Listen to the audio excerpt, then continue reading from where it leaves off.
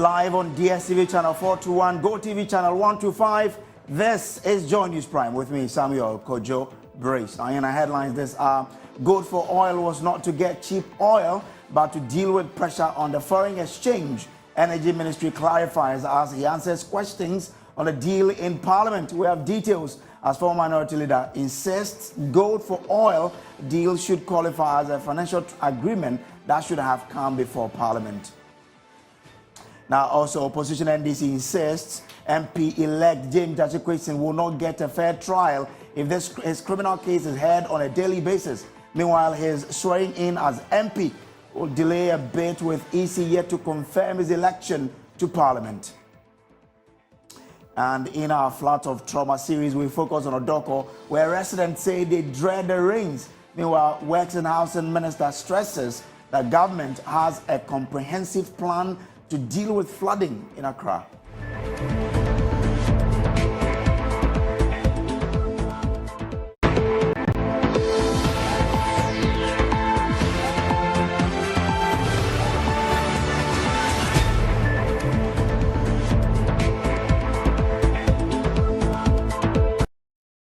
President Akufo-Addo and his government are working currently towards keeping a promise as to allow our lights stay on as the independent power producers threaten to shut down all 9 power plants unless 30% of the $1.73 billion owe them hit their account in less than 24 hours.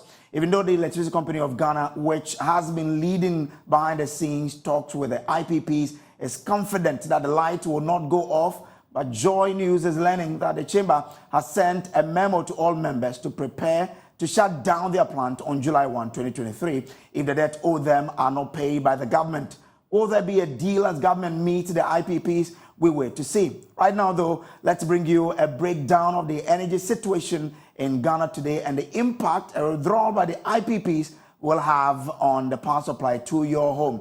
Now, according to the directive by the IPPs, it says that each IPP must nominate nothing, that's 0 nomination, and not declare an availability to the system operator beginning July 1 to July 8, 2023. So this is the directive to the members of the IPP chamber.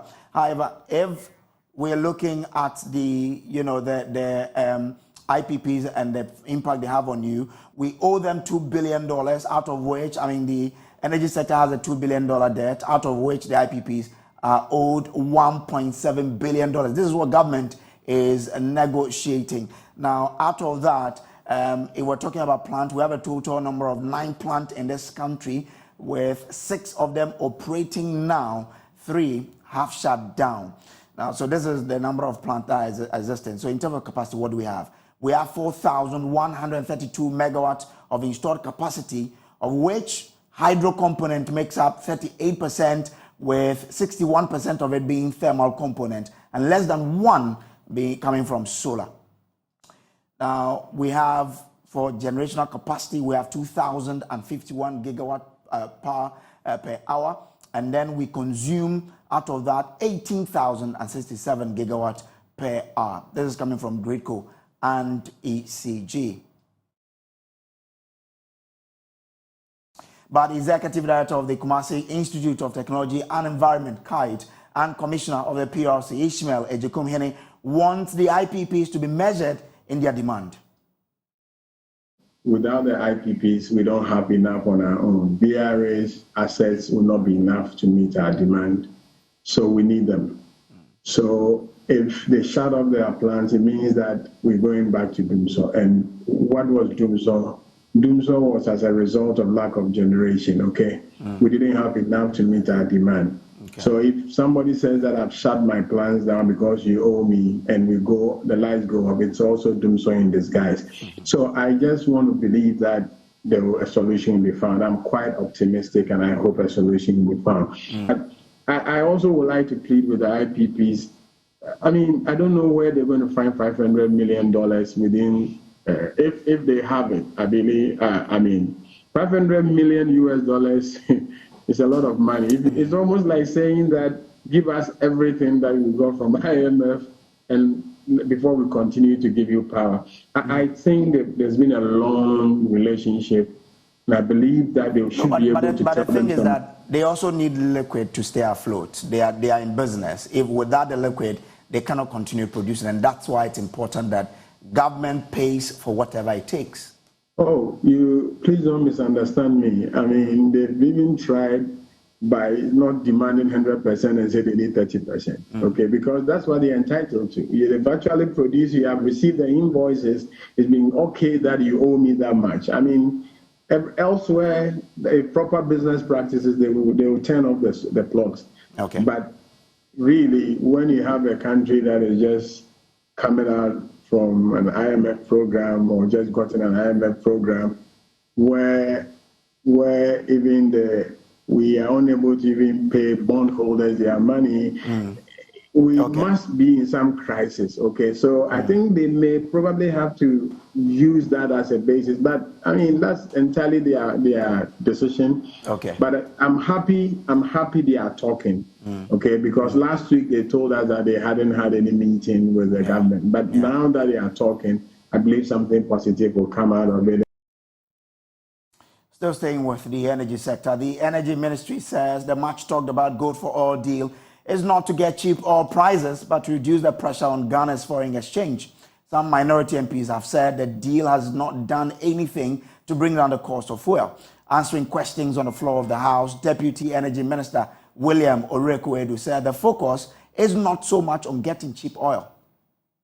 Speaker, the whole idea of this gold for oil was not necessarily to get cheap oil price, but the idea was to take pressure off the foreign exchange, where government needed to use our scarce foreign exchange to procure petroleum products. In this case, we're using gold.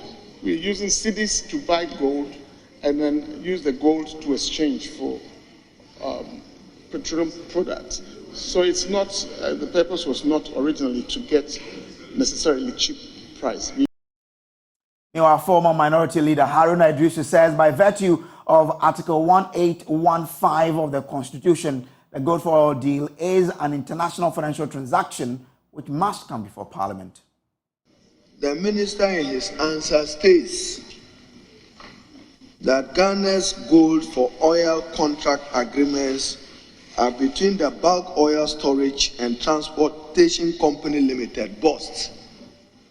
For my purposes, I will extend it as a state-owned enterprise and suppliers of petroleum products and export contracts. The Speaker, I want to find out from the minister whether he construes, as I do, this to be an economic transaction on behalf of the state within the meaning of Article 1815 of the 1992 Constitution. I want to find out whether this transaction falls within the contemplation of Article 1815 of the Constitution. Mr. Speaker, it states, this article shall, with the necessary modification by Parliament, apply to an international business or economic transaction using our gold is to which the government is a party as it applies to a loan. The government of Ghana is a party because BOST is a state-owned enterprise. You swore an oath to uphold the Constitution. May you respond why we shouldn't treat this as an economic interest? But the majority side in Parliament have been challenging this accession by the former minority leader. BOST is an entity owned by government, but it is an independent corporate entity. Yes, and in the Mark Esebe Yabua case, maybe for the avoidance of doubt, I may remind you, in the Mark Esebe Yabua case, the Supreme Court interpreted this matter you brought, and it said that to the extent that ECG has its own board, irrespective of it giving a residual guarantee to support the car power transaction, it did not amount to a transaction under Article 1815. So there's an interpretation on this matter. So don't attempt to lead him into a certain dungeon. There's already an interpretation to this matter by the Supreme Court in Mark Esebe Yabua. So it settles it. He doesn't need to express an opinion on this matter because the Supreme Court has already settled the matter. That is what the Supreme Court has said, and it's happening under your government. Mr. Speaker, 2015, when you did the car power transaction, Mr. Speaker, I need to remind him. You have already pointed. Yeah, he was part of government at the time under John Mahama, and you know it. Supreme Court interpreted. You didn't come to Parliament. You didn't come to Parliament. Why do you now want to say that this transaction should be within the contemplation of 1.5? Thank you, Mr. Objection is sustained. Let's talk about flooding now, because government says it has a comprehensive plan to deal with flooding in the country. Several parts of the country experienced flash floods after the rains destroying properties, and on a few occasions, humans have lost their lives. We'll hear from the Works and Housing Minister shortly, but first, this week's episode of Floods of Trauma, Parkwesi Shandov takes us to Odoko Waterworks, where residents say they dread the rains.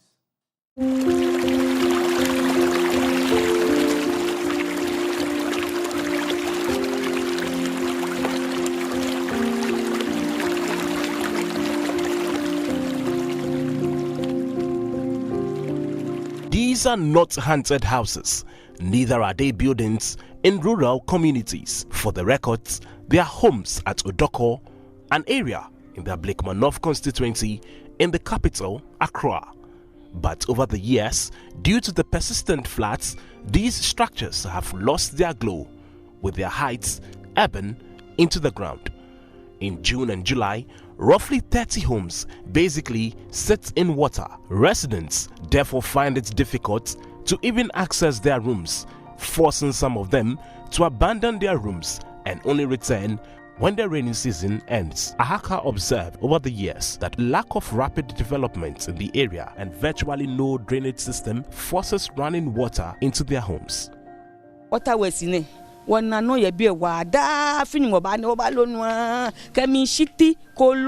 of us here at Waterworks are going through a lot. It's hell for us whenever it rains, with worms and fecal matter entering our very homes.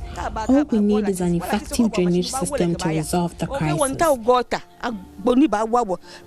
She's unable to sleep when it rains and recalls that she packs all her belongings on a table and stands waiting for the rains to end.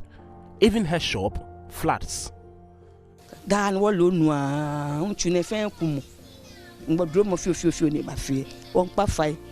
We always have to scoop out water when it rains. My house was even destroyed, but it's now taking shape. So we plead with the MP to come to our aid. We vote for them, but we see no change.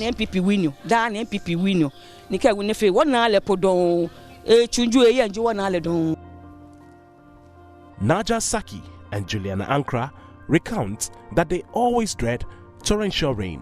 They believe good drains will help solve the problem. It's a terrible situation when it rains here. Our rooms flood with our gutters getting severely choked.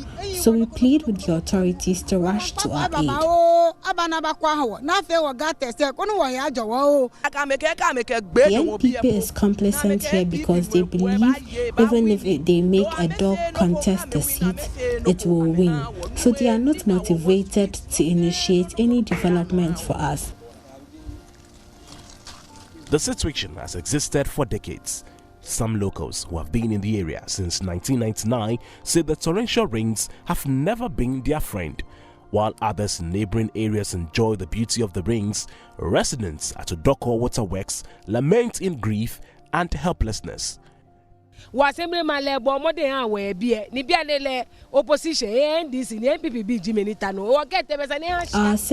does his best. He finds it difficult to secure maximum support. So once again, help is all we need. Due to the absence of a gutter here, the rains engulf us, making it difficult for our customers to even come around.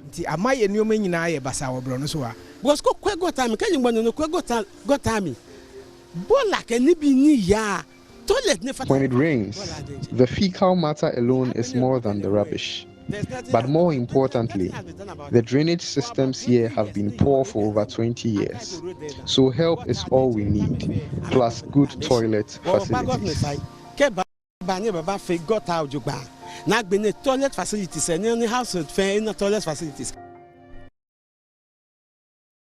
Now speaking in Parliament, Minister for Works and Housing Francis Asenso-Boakye said the current government has made the most substantial investment to deal with flooding in Ghana's history. The government of President Nana Addo Dankwa Akufo-Addo has been implementing a comprehensive flood control and management program with the following components. 1. Construction of drainage channels and desilting under the National Flood Control Program.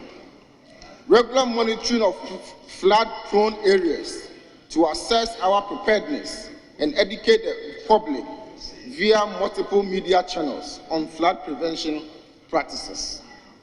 Collaboration with other ministries, namely local government, decentralization and rural development, and national security to prevent development in waterways and drainage reservations. Speaker, in line with our dedication to building resilient communities and decreasing the occurrence of flooding, government embarked on the National Flood Control Program in the year 2018 and 2020. The aim has been to allocate resources towards enhancing flood resilience of our vulnerable communities. Since 2018, the government has committed 450 million Ghana cedis to this program, making it the most substantial investment from Ghanaian government funding sources dedicated to addressing flooding. It became more evident that human activities are severely impeding government's effort to tackle the issue of flooding. The observations include filling of lagoons and wetlands with construction materials for development purposes, building on drainage channels, hence blocking the free flow of storm water, dumping of solid waste in drains, thereby reducing their capacity to hold storm water. But the NPP MP from Prayaso, Davis and Sao Poku, is tired for the annual all talk and no show. He is calling for action to fix the flooding situation that devastates communities like Asalam Down. I have lived in Asalam Down for the greater part of my life. And I know the effect of flooding on the people that live along the big gutters and the big drains in Asalam Down. I recollect that anytime it rained heavily in Accra, people would have to move their television sets, their sofas outside just because rains found its way into their rooms. This is worrying. And every year we'll sit in this house, Ghanaians will talk about it, and it looks like we are not finding solutions to it. Mr. Speaker, I am happy that today the minister responsible for finance is in the house. And we need some commitments. The people living in Asalam Down and Odo and all of these places cannot continue to suffer year in, year out.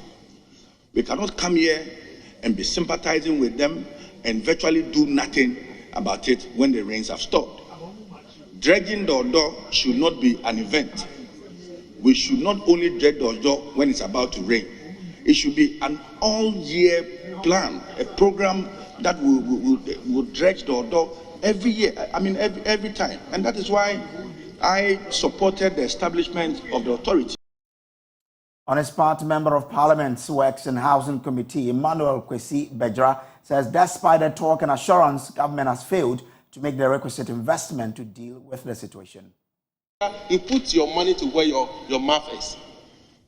Do we want to continue in this tangent, looking for money all over the places, just for the hydro or just for drainage programs?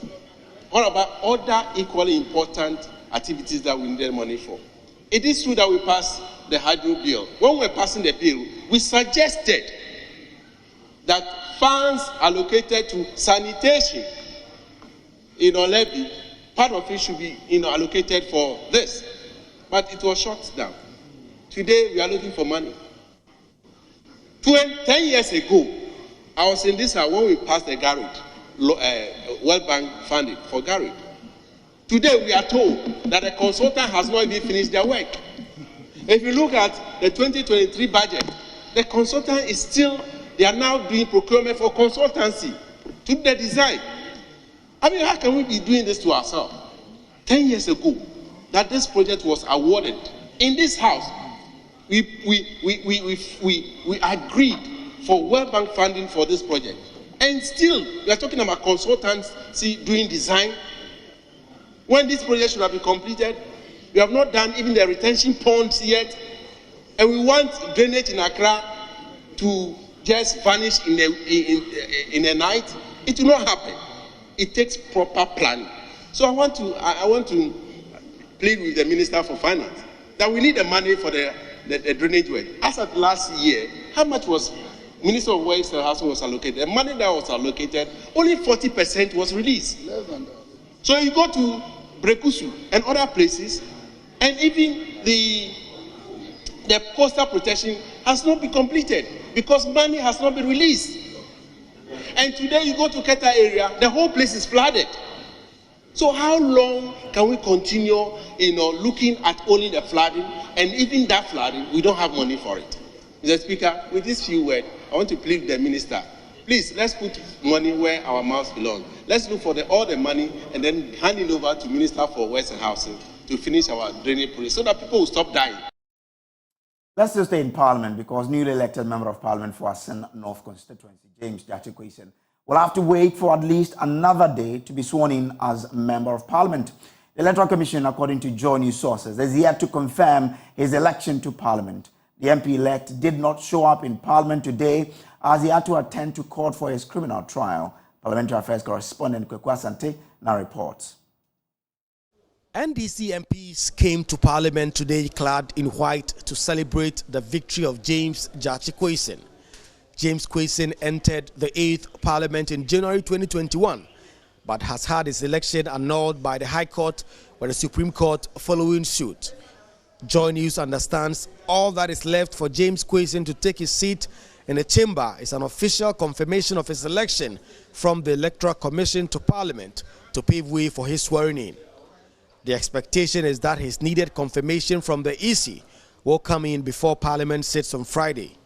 When he is sworn in, he will restore the NDC's 137 seats in the House, with the majority having 138 seats, following the independent MP's decision to caucus with them.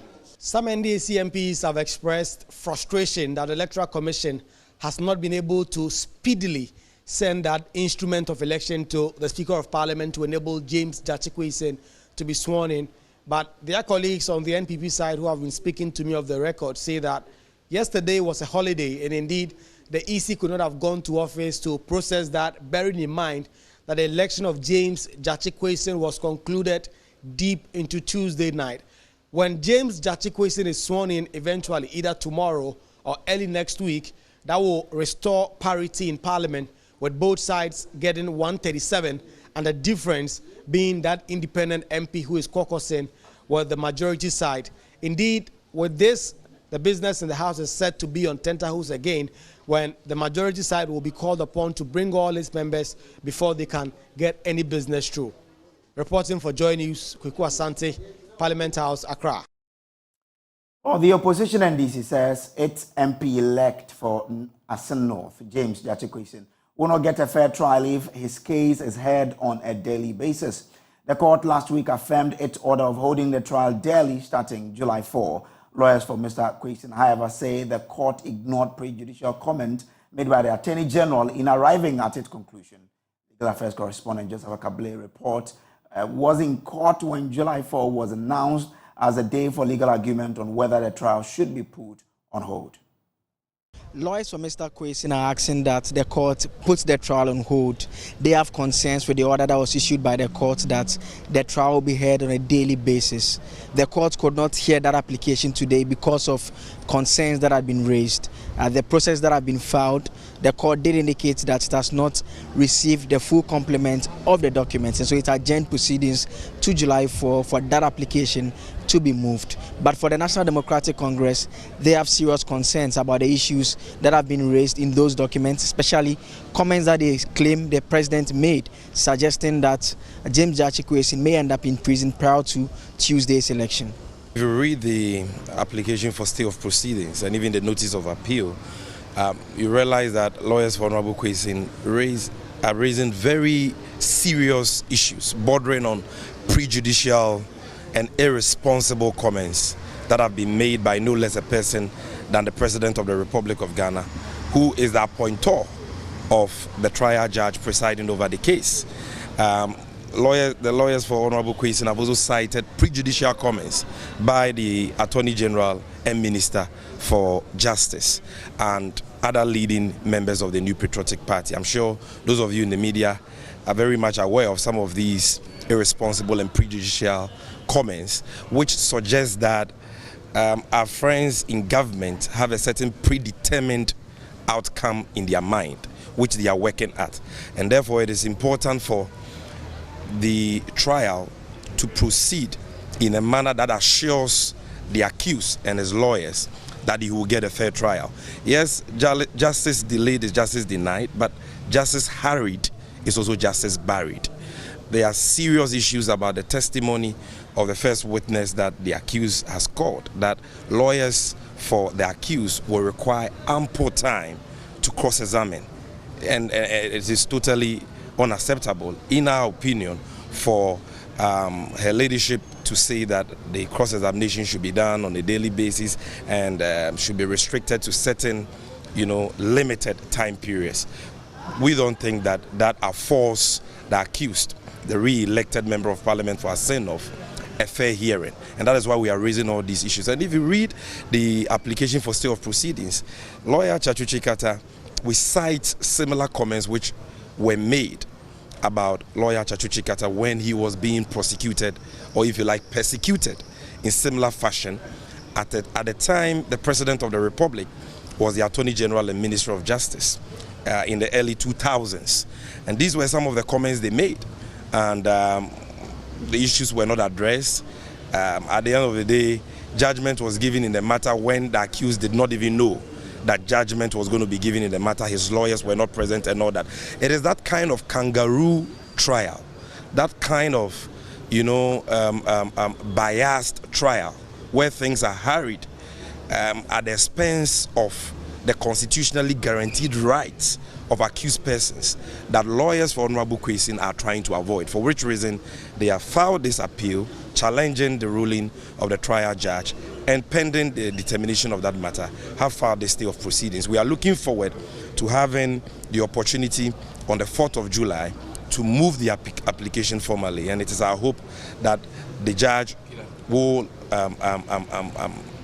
do the right thing and abide the determination of the appeal before proceeding with this matter. So they can go back 10 times and I'm going to be winning 10 times. I don't have any worries about doing my work. So nobody can break us apart. And if they want to go 10 times by election, I'll win 10 times. I can assure you that. No, they're not in for money. They're in for real development. They want their lives fixed. So, for today, all I can say again is I'm the first gentleman of Asenot right now. Thank you. The Attorney General's office disagrees with this narration, and on July 4 will make arguments against this particular view and hold the view that the case should continue despite the appeal that has been filed. For Joy News on the Law Courts Complex, my name is Joseph Akable. And in the studio here at Kokomlemle, I am Samuel Kojo Brace. We'll take a quick break. We'll be back with more. Stay with us.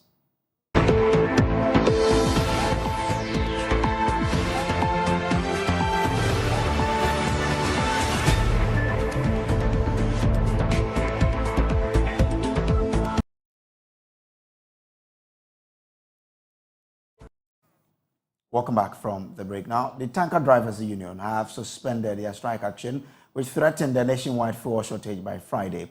The group had earlier refused to return to work unless deplorable roads leading to their depots are repaired. However, after a meeting with the Minister of Roads and Highways, Kwesi Amwakwata, and Transport Minister Kweku Fori-Esiama, the drivers have agreed to resume operations. They have conditions which include improvement of the Tor, Kumasi, Takrady and Bupe road. Sunday Alabi addressed the press on the conditions.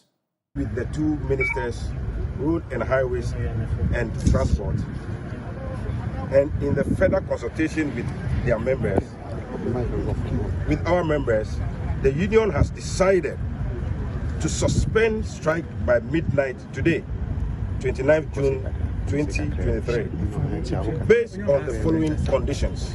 1. Though works are currently ongoing on Tor Road and the contractor will increase his equipment holding on the road and ensure that riding quality is improved within 3 weeks. 2. The access road to the depots in Kumasi, Takrady and Bupe are improved. Works on this access road will be commenced by tomorrow, 30th June 2023. 3. A 7-member committee is formed. The Ministry and Road and Highways will give us 3, then 4 from the union. Now, a 7-member committee is said to be set up to supervise the works on the various roads. Moving on to other stories, Presidential Advisor on Health, Dr. Anthony Nsiah-Sarri, says the government remains committed to completing all hospital projects under the Agenda 111 initiative. According to him, contractors have been instructed to speed up work on the project, emphasizing that funds have been secured for their completion. Dr. Nsiah-Sarri addressed the minister's press briefing on progress of the Agenda 111 project at Trede in the Ashanti region. Nana Boachi Yadom reports. The Agenda 111 projects fall under the government's interventions to provide access to healthcare facilities, especially in remote areas of the country. It is arguably the largest intervention in the country's healthcare system. Speaking at the minister's press briefing on the progress of the project, Presidential Advisor on Health, Dr. Anthony Nsiah-Sarri, reiterated government's commitment to completing the projects. According to him, the project offers the space for employment of more health professionals. This is a huge employment opportunity. There are about 101 district hospitals, 7 regional hospitals who employ. Even a typical district hospital like this, the total number of people that we employ here will be more than 100. So if you multiply 100 by this, so they will be reassured. We are even giving employment. This year we have given a financial clearance for people to be employed, and they are going to be employed. So every one of them will get employed. But what is interesting to me is that apart from the employment of the health workers and everything, the other employment which people even can be selling here, and also where we are standing is what we call the commerce area. So food will be served here for people who are coming here. So somebody can come here, get a place, and then put something here and then sell it from the town here. And then people from other parts of the country will be working here. So this is how it is. So you should be assured that once hospitals increase, by all means, you are going to get employment for first health workers and then non-health workers, and also other people who will get work to do from one day or the other. According to Dr. Nsiah-Sarri, some contractors have had their contracts terminated and re-rewarded. He debunks claims that some projects have been abandoned. And we don't shy away from terminating the contract. That's why we have terminated some contracts and re-awarded them. Information Minister Kojo Oponkroma says 88 out of Agenda 111 hospitals are under construction. The brief I have is that 88 are currently under construction. It's grouped into 8 zones. In those 8 zones, you will find 54 projects. We have visited 33 sites so far. And we thought that today, coming to Trede, which is where it all began, it's important to showcase from Trede all that has gone on so far. Now, this is the state of the Trede Hospital as part of government's Agenda 111 initiative. Now, the hospital is 62% complete. That is according to Dr. Nsiah-Sarri, the Presidential Advisor on Health. Reporting for Joy News, my name is Nana Boachi Yadom, Kumasi. Well, the Crops Research Institute of the Council for Scientific and Industrial Research has launched a new 5-year strategic plan to commercialize research product. The institute will engage industry and market innovations to end users to encourage patronage of CSIR technologies. The goal is to accelerate socio-economic development through agricultural research, innovation and technology transfer. There is more in this report by Clinton Yeboah. The 5-year strategic plan of the CSIR, Crop Research Institute, will be implemented from 2023 to 2027. The plan will foster greater collaboration among the 13 institutes under the CSIR, whilst building capacity for sustainable food and industrial crop productivity. The 5-year priority areas include interpreted agriculture research for development, communication, financial stability, human and infrastructure capacity development, and system and management procedures. Management Board Chair of CSIR, Dr. Foster Boateng, indicates the government and other stakeholders hold an eminent role in the implementation of the plan. It is a strategy that is workable because it spells out the needed pillars to really bring a change. But again, a strategy is just the beginning. But we need to put all our shoulders to the wheel to make sure that we implement it successfully. Second, it requires a budget. The institution alone cannot find the money. But we build partnership, research are the wheels and gears that should drive agricultural transformation.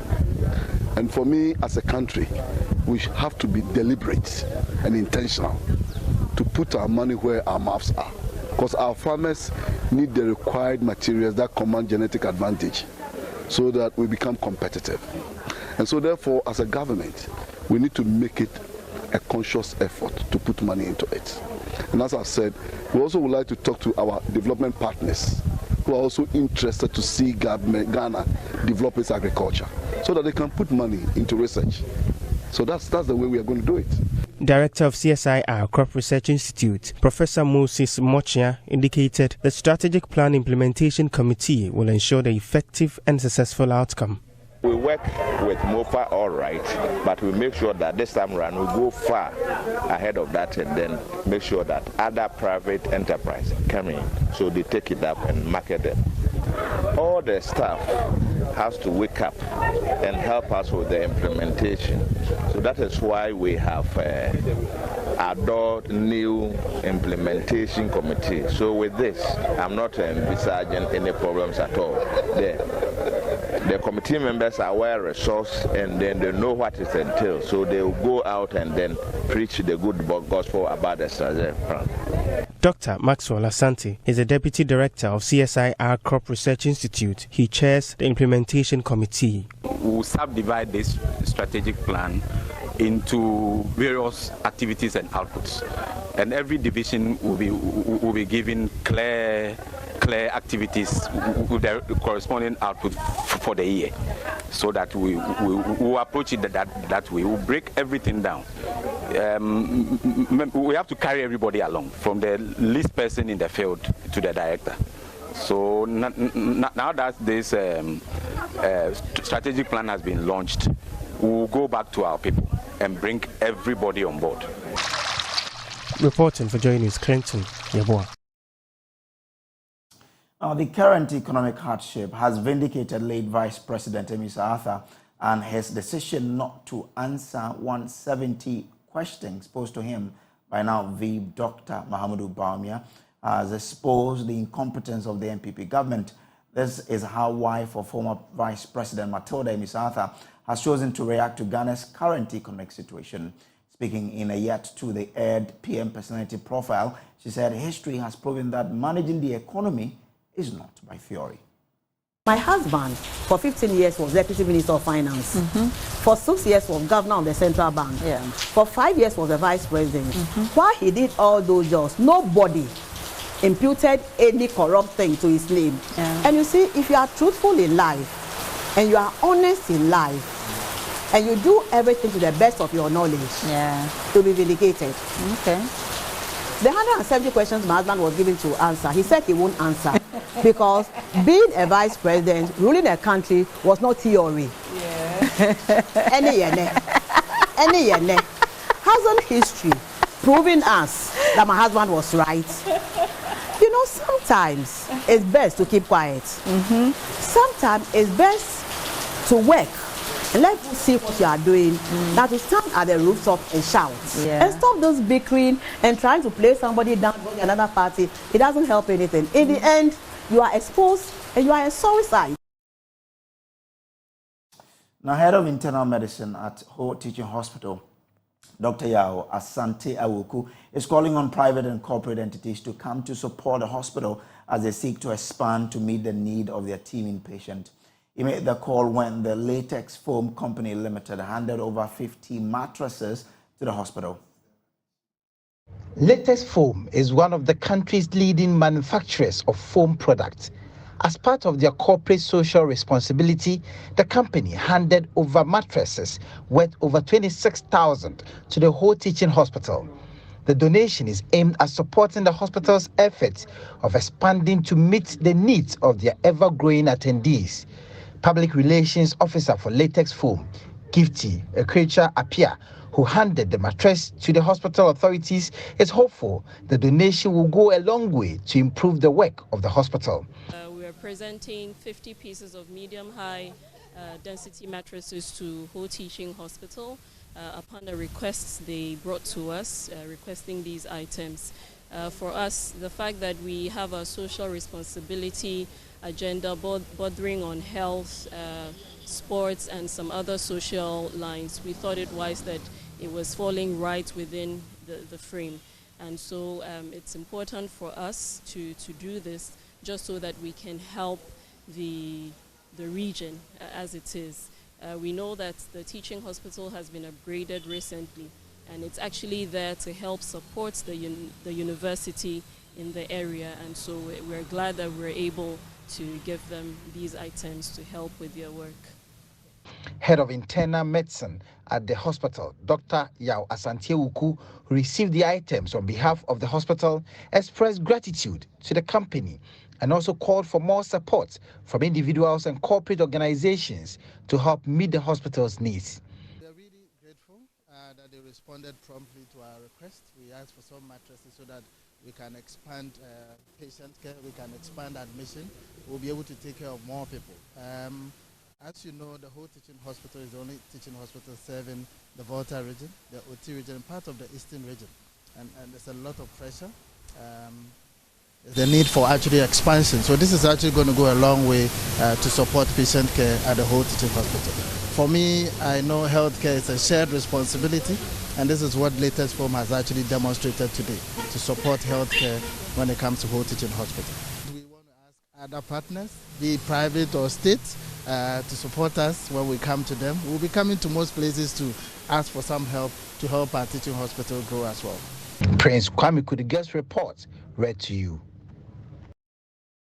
Now to NSMQ, and after securing a slot at the national contest of the science and math quiz, the disciples of the Kumasi Anglican Senior High School failed to book a place at the quarterfinal stage of the Love FM High Schools debate. First-timers Upon Memorial thrilled the audience with an adroit performance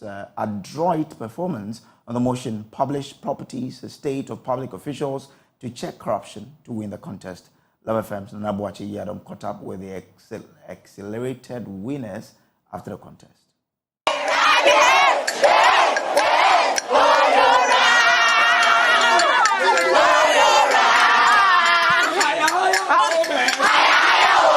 So for the very first time, Upon Memorial Senior High School have qualified to the quarterfinal stage of the Love FM High School debate. It was a thrilling performance from Upon Memorial Senior High School and Kumasi Anglican Senior High School. They won their contest today, and the motion before the House is quote, we must publish properties and/or estates of public officials to check corruption.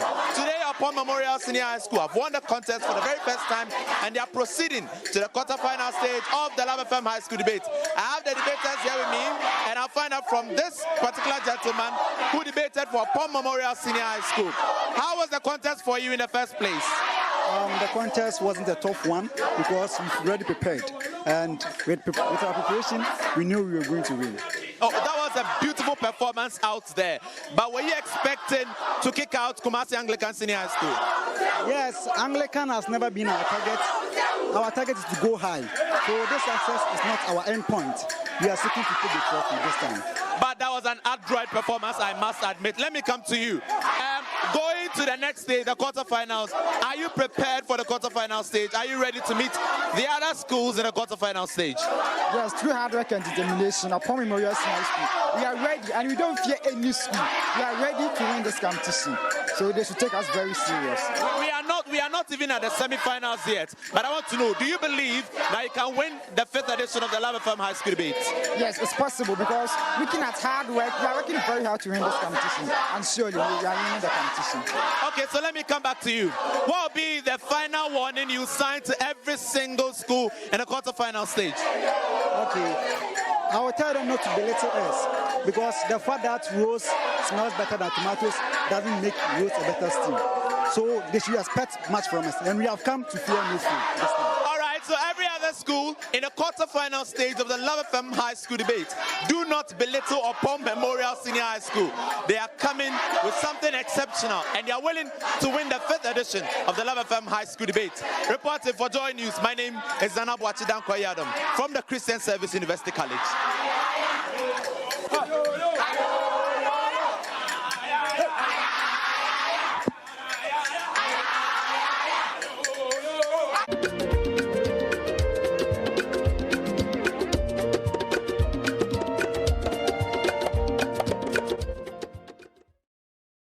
And in what many had expected to be a tussle for St. Louis SHS, the ladies from Louisville pulled a surprise, thrashing their all-boys competitors to qualify for the national tournament. They beat competition from Jache, Pramso SHS, Ejiso SHS, and Agogo State College with 65 points. The Slopsons are entering the National Science and Maths Quiz as the highest-scoring all-female school, and they are poised to slaughter any school who dares cross their path. Emmanuel Bright Kweku has more from Kumasi.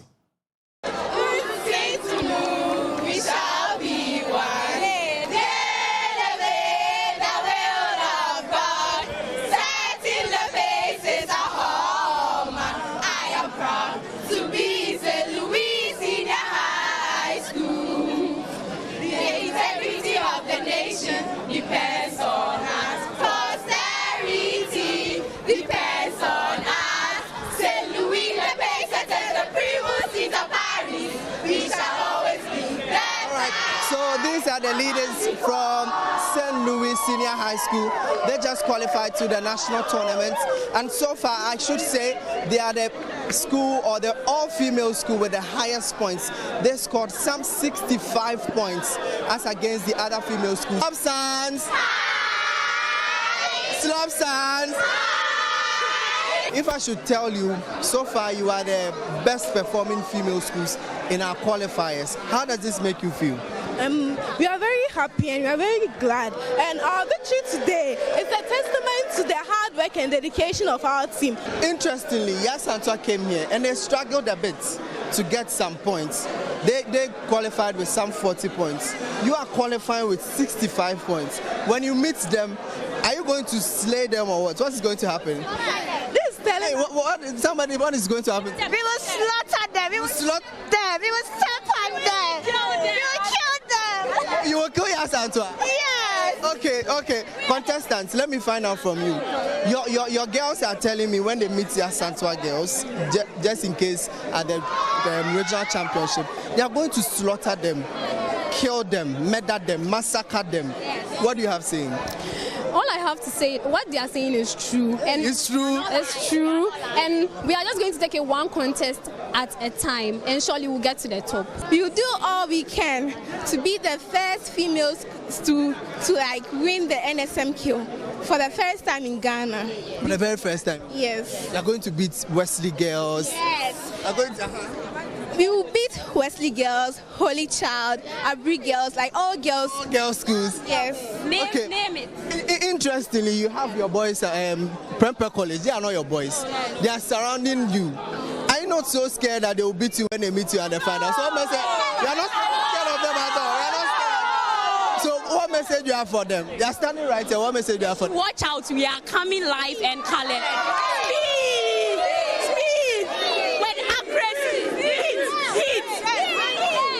You beat them? Yes. That's simple. Simple. You do it simple. Simple.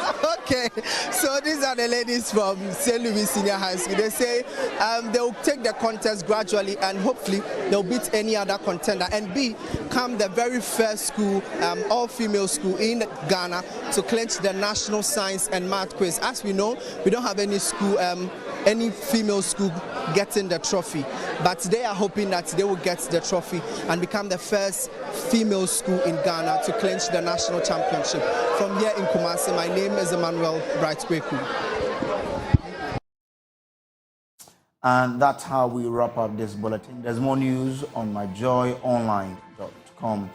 Up next is Prime Business with Beverly Broom. Good evening and thanks for your time.